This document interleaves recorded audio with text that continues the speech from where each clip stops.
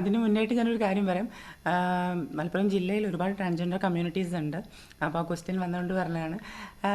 അതിൽ വോട്ട് 8 പേർക്കാണ് ഇപ്പം തിരൂർ നിയോജകമണ്ഡലം. തിരൂരിൽ ഒരുപാട് ട്രാൻസ്ജെൻഡർ കമ്മ്യൂണിറ്റീസ് ഉണ്ട്. പിന്നെ പക്ഷേ ഡോക്യുമെൻ്റ് കുറേ അധികാരികളുടെ പ്രോബ്ലങ്ങൾ അത് ഇതെന്നൊക്കെ ആയതുകൊണ്ടാണ് വോട്ടേഴ്സ് ലിസ്റ്റിന് കുറേ സാങ്കേതിക പ്രശ്നങ്ങളുണ്ട്. അപ്പോൾ അതിൽ നമ്മൾ അവസരമാണ്. കാരണം എന്ന് പറഞ്ഞു കഴിഞ്ഞാൽ അവസരം എന്ന് മാത്രമല്ല, അതൊരു വിജയം എന്ന് തന്നെ പറയാം. കാരണം എന്ന് പറഞ്ഞു കഴിഞ്ഞാൽ ഒരുപാട് കാലങ്ങളായി തളയ്ക്കപ്പെട്ട ട്രാൻസ്ജെൻഡർ കമ്മ്യൂണിറ്റീസിന് സ്വന്തം ഐഡൻറ്റിറ്റിയിൽ നിന്ന് വോട്ട് ചെയ്യുക, അതൊരു നിയമസഭാ തെരഞ്ഞെടുപ്പിൽ വോട്ട് ചെയ്യുക എന്നുള്ളത് അത് നമ്മളുടെയൊക്കെ ഏറ്റവും കൂടുതൽ സ്വപ്നമായിരുന്നു അങ്ങനെ പല കാര്യങ്ങളിൽ. അപ്പോൾ അതിലൊരു മെയിൻ തന്നെ പറയാം, ഒരു പൗരൻ്റെ അവകാശത്തിലെ മെയിനായിട്ടുള്ളൊരു കാര്യമാണ് വോട്ട് എന്നുള്ളത്. അപ്പോൾ അതിൽ വോട്ട് ചെയ്യാൻ എന്താണ് സ്വന്തം ഐഡൻറ്റിറ്റിയിൽ വോട്ട് ചെയ്യാൻ പറ്റിയപ്പോൾ അത് ഒരുപാട് ഭാഗ്യമായി കരുതുന്നു. പിന്നെ കമ്മ്യൂണിറ്റീസ്, ഇതിനു മുന്നേ ഞങ്ങൾ നമ്മളെ മുന്നത്തെ മുനിസിപ്പൽ ഇലക്ഷനിലും അങ്ങനെയൊക്കെ തദ്ദേശ ഇതിൽ നമ്മളെല്ലാവരും വോട്ട് ചെയ്തിട്ടുണ്ട്. അതേ സെയിം ആളുകൾ തന്നെയാണ്. അതിലൊരു കുട്ടി കൂടി ഇപ്പം ഒരു കുട്ടി കഴിഞ്ഞ വർഷം 7 പേരായിരുന്നു, 8 പേര്. അപ്പോൾ ഇതിൽ രാഷ്ട്രീയമോ അല്ലെങ്കിൽ അതൊന്നുമായിട്ട് നമ്മൾ പറയുന്നില്ല. ട്രാൻസ്ജെൻഡർ കമ്മ്യൂണിറ്റീസിന് മിക്കവാറും ഇതുവരെ കുറേ മുന്നേ വരെ വോട്ടില്ല, അവർക്കൊന്നുമില്ല, അവർ ഒന്നും ചെയ്യാത്തൊരു ലെവലിലൊക്കെ, കാരണം അതിനുള്ളൊരു സാഹചര്യങ്ങളില്ലായിരുന്നു.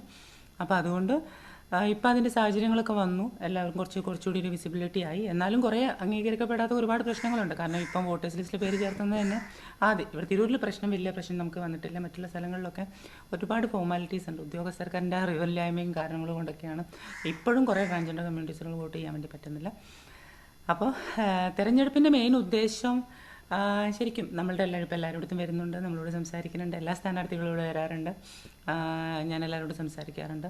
പക്ഷേ ട്രാൻസ്ജെൻഡർ കമ്മ്യൂണിറ്റീസിന് വോട്ട് എന്ന് പറയുന്ന സമയത്ത് ഒരുപാട് കാര്യങ്ങൾ ചെയ്യുന്നതിലുപരി അടിസ്ഥാനമായ സൗകര്യങ്ങൾ എന്തൊക്കെയാണെന്നുള്ളതാണ് ഇനി വരുന്ന തുടർ ഭരണം ഉണ്ടാവുകയാണെങ്കിലും ഇനിയിപ്പോൾ വേറെ ഭരണം മാറുകയാണെങ്കിലും ഒക്കെ നമുക്ക് പറയാനുള്ളത് മാറ്റങ്ങൾ വരണം. പക്ഷേ ഇത് വോട്ടെടുപ്പിൻ്റെ സമയത്ത് നിങ്ങൾക്ക് എന്തും ചെയ്യാം, എല്ലാം ചെയ്തു തരുമെന്ന് പറയുന്നതിൽ ഒതുക്കരുത് ഒന്നും എന്നുള്ളതാണ്. കാരണം എല്ലാ വർഷവും വോട്ട് ചെയ്യല്ല, എല്ലാ 5 വർഷം കൂടുമ്പോഴും അതിൻ്റെ ഇടയ്ക്ക് വരുന്ന MP ഇലക്ഷൻ, അതുപോലെ ഇതിലൊക്കെ വോട്ട് ചെയ്യണമെന്ന് ആഗ്രഹം.